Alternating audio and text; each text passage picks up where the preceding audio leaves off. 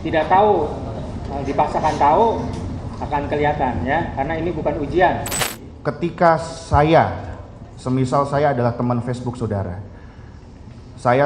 saudara, kemudian mungkin nggak sekarang posisi saudara di Bandung, tapi saudara mengetik jawaban Facebook sedang berada di Cirebon, mungkin atau tidak?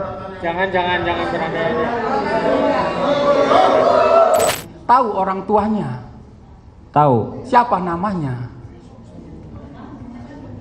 Tahu nggak ibunya siapa? Lebih paham tuh. Kan berkunjungan ke rumahnya temennya, masa nggak tahu? Enggak Cuma usah salaman dikomentari. doang. Alamat doang. Salaman doang. Hah? Salaman doang. Alamat. Sudah. Jadi Bapak dilakukan BAP setelah tahu berita viral ini atau gimana Pak? Ditetapkan Setelah berita ramai. berita. Ya. Bapak tahu Peggy ini ditetapkan tersangka tanggal berapa Pak? Waktu di itu saya belum Nggak tahu. Pak. Belum tahu. Mohon izin yang mulia, apa saya tadi berpendapat demikian? Betul, ini saya catat. Saya catat. Enggak. Saya catat bahwa Coba. apabila ada laporan itu harus ada pemanggilan. Tapi jika pemanggilan itu tidak dilakukan, ini perkaranya ada laporan loh, ahli. Nah, ini kan ada laporan. Nah, apabila ada pelapor tapi tidak dilakukan pemanggilan terhadap calon tersangka, itu bagaimana menurut pendapat ahli? Saya catat semua keterangan ahli. Mohon maaf. Jadi mohon maaf jangan diulang-ulang. Oh, saya tadi sudah menjelaskan. Jadi mohon maaf ahli, dijelaskan saja karena saya catat. Sidang pra-peradilan Peggy Setiawan alias Peron selaku tersangka kasus dugaan pemerkosaan disertai pembunuhan berencana melawan Polda Jabar telah memasuki babak akhir. Pada Jumat kemarin, sidang sudah masuk ke agenda kesimpulan. Berikutnya, Hakim Tunggal Pengadilan Negeri Bandung, Eman Sulaiman, tinggal membacakan putusan pada Senin esok.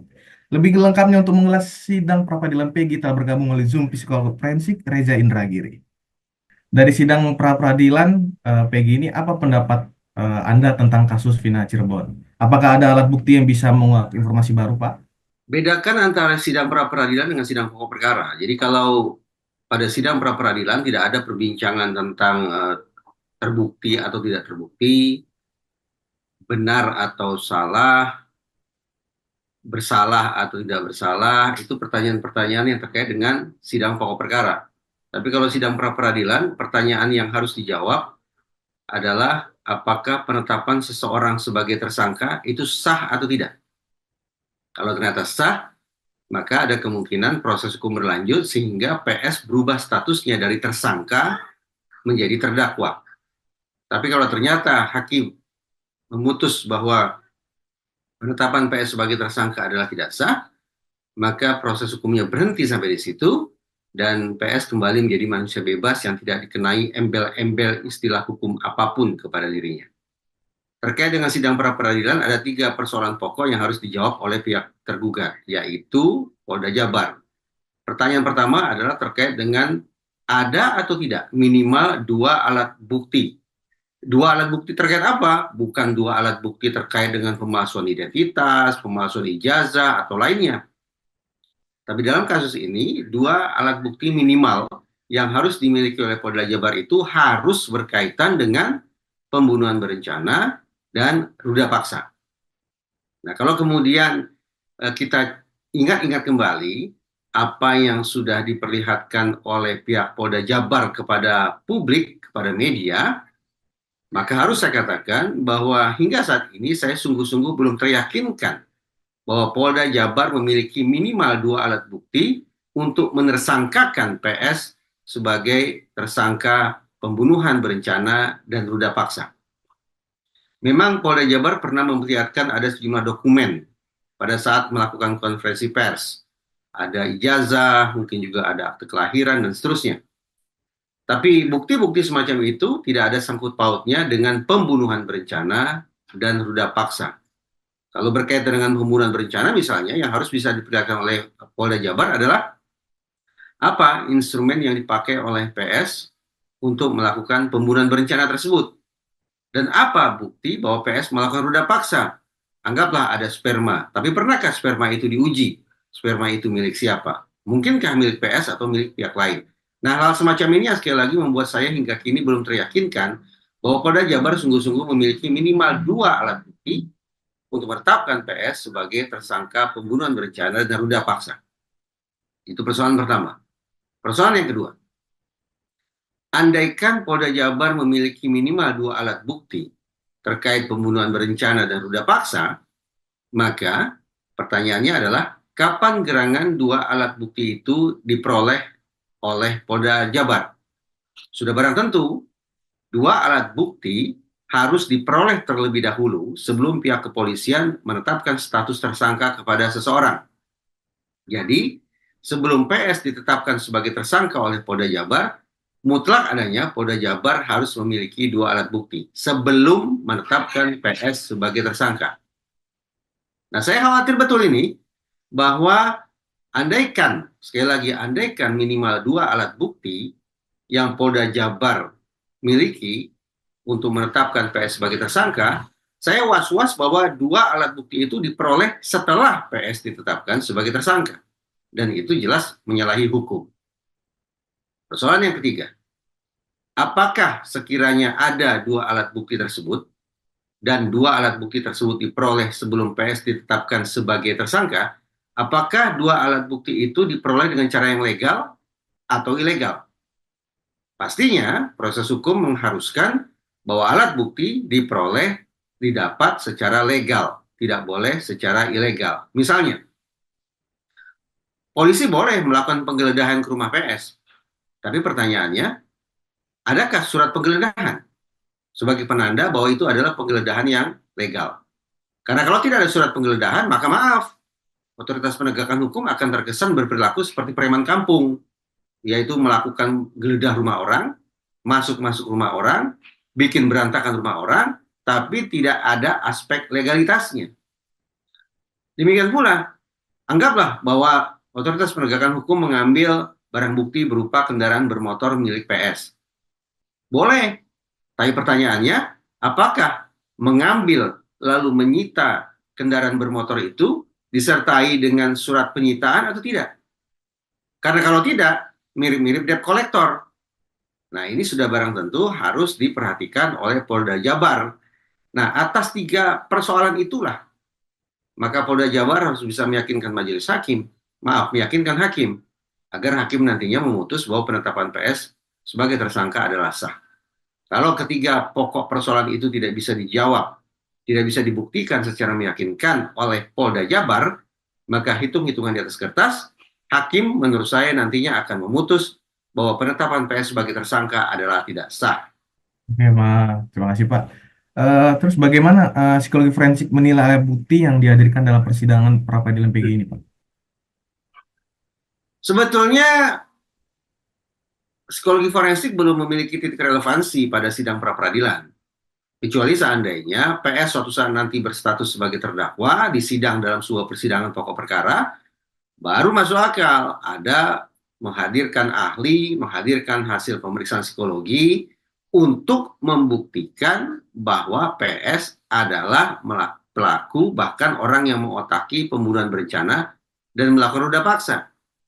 Nah, di pra-peradilan sekali lagi tidak masuk ke pokok perkara semacam itu. Jadi sebetulnya menurut saya tidak ada relevansinya, dan boleh jadi tidak akan banyak manfaatnya ketika Polda Jabar memperlihatkan atau menyerahkan hasil pemeriksaan psikologis terhadap PS kepada hakim, tidak ada relevansinya.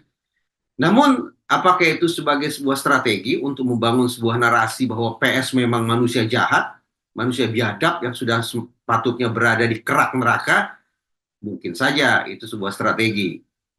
Namun, mari kita pahami bersama bahwa seseorang divonis bersalah atau tidak bersalah adalah semata-mata berdasarkan terbukti atau tidak terbukti perbuatannya, perilakunya. Itu artinya, anggaplah PS memiliki segudang sifat negatif. Kepribadiannya buruk, kecerdasannya rendah. Tapi kalau perilakunya tidak ada, maka PS tidak bersalah. Perilaku yang saya maksud adalah perilaku pembunuhan berencananya dan ruda paksanya. Contoh konkret, anggaplah PS ini adalah titisan setan, siluman iblis, dan segala macam sebutan-sebutan buruk lainnya. manipulatif, pendusta kelas kakap, tidak punya rasa belas ibah, manusia yang paling kejam sekejam-kejamnya manusia, dajjal sedajjal-dajjalnya dajjal, ibaratnya seperti itu. Tapi kalau PS tidak melakukan pembunuhan berencana dan tidak melakukan ruda paksa, maka tetap saja vonisnya tidak bersalah. Demikian pula sebaliknya. Mari kita berikan PS ini sebutan yang serba positif. Dia adalah manusia yang hampir suci.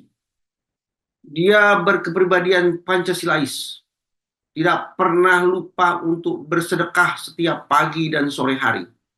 Inilah cerminan anak dengan budi pekerti yang mulia. Pasti lolos tes wawasan kebangsaan. Itu serba positif itu. Kecerdasannya pun sangat jenius. Tapi kalau dia melakukan pembunuhan berencana dan melakukan ruda paksa, maka tetap, betapapun kepribadiannya bagus, kecerdasannya luar biasa, tapi dia tetap akan divonis bersalah. Nah, mudah-mudahan hakim dan masyarakat tidak tergelincir dalam memaknai adanya hasil pemeriksaan psikologis terhadap PS. Oke, Pak. Kalau seputar saksi-saksi yang dihadirkan baik dari PS maupun Polda Jabar, apakah bisa muatkan masing-masing dari persidangan, Pak? Saya mencoba konsisten ya, bahwa sejak awal kasus ini mengemuka, saya acap kali mengkritisi kerja Polda Jabar yang terkesan kuat, terlalu memforsir diri mencari keterangan. Baik keterangan dari tersangka maupun keterangan dari para saksi. Saya ingin konsisten dengan demikian mengatakan bahwa 1 juta saksi dihadirkan pun bagi saya tidak terlalu banyak manfaatnya. Karena itu, segendang sepenarian dengan pernyataan Kapolri yang dibacakan oleh Wakapolri, bagi saya, alih-alih berfokus apalagi terlalu memforsir diri pada mencari keterangan, maka semestinya pengungkapan kasus hukum, penegakan hukum atas suatu peristiwa pidana, harus lebih difokuskan pada mencari bukti-bukti saintifik. Nah, terkait bukti saintifik, tolong dicatat baik-baik, ini poin yang sangat penting yang belum pernah dibahas oleh citizen, netizen, dan para ahli sebelumnya. Bicara bukti saintifik, selama ini kita berfokus pada buka CCTV, lalu cek DNA pada sperma yang ditemukan pada tubuh korban, lalu baca ulang hasil otopsi dokter. Tetapi, pada berkas kasus hukum yang satu ini, saya baca adanya komunikasi antar pihak pada waktu-waktu menjelang ditemukannya kedua korban meninggal dunia di atas jembatan. Pertanyaan besarnya adalah, mana bukti forensik tentang komunikasi via gawai yang dilakukan oleh para pihak tersebut? Baik para saksi, para tersangka, maupun kedua korban. Sungguh-sungguh penting bagi Polri, serta juga bagi citizen dan netizen, untuk memberikan fokus pada tidak adanya bukti forensik terkait komunikasi via gawai yang dilakukan oleh para pihak pada kasus ini. Firasat saya mengatakan, Polda Jabar memiliki bukti forensik terkait komunikasi via gawai tersebut. Polda Jabar, firasat saya mengatakan, memiliki bukti bahwa mereka telah menyedot data dari gawai seluruh pihak. Nah, seyogianya itu dibuka. Terkait dengan siapa, jam berapa, dengan siapa, berkomunikasi tentang apa. 4 hal ini yang harus bisa diperlihatkan semestinya oleh pihak Polda Jabar. Firasat saya mengatakan, kalau bukti forensik terkait dengan komunikasi para pihak via gawai tersebut dibuka, boleh jadi tidak hanya tahun 2024 ini, terkait PS yang nasibnya akan berubah.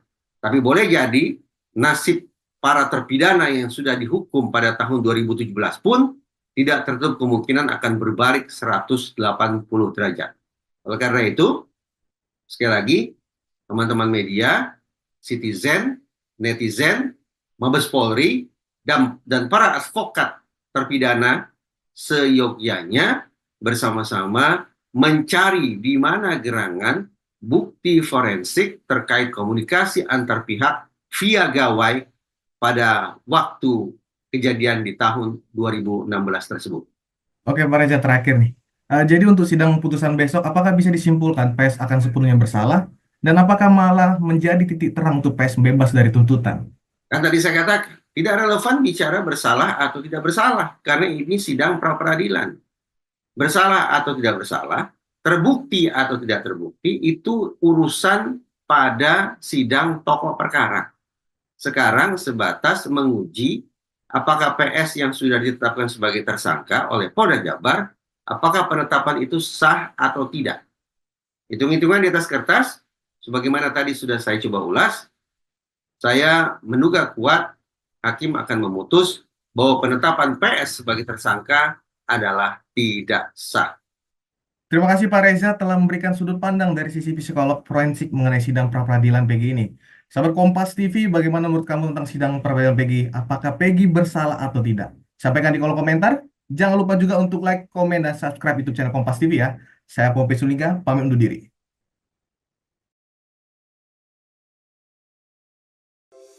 Di antara banyak sumber informasi, kami layak dipercaya. Karena kami menggali lebih dalam,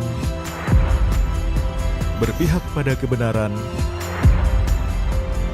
berpegang pada data dan fakta, agar layak Anda jadikan referensi.